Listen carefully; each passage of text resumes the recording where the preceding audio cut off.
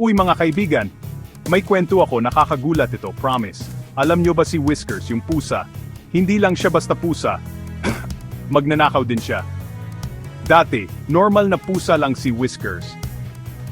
Pero isang araw, biglang naging parang totoong totoo. Isipin nyo ha, isang pusang sobrang tuso, kaya niyang kunin yung sandwich mo nang hindi mo namamalayan. Noong isang linggo, ninakaw niya yung tuna salad ni Aling Ising sa mismong harapan niya. Tapos kahapon, kinuha niya yung susi ni Mang Tony.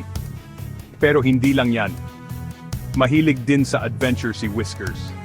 Kahit akyatin yung pinakamataas na aparador o sumingit sa garden ng kapitbahay, wala siyang inuurungan. Kaya, sa susunod na may marinig kayong kaluskos sa kusina, mag-ingat kayo. Baka si Whiskers lang yun, balik na naman sa pagnanakaw, at ipinapakita na masaya ang pagiging hindi totoo.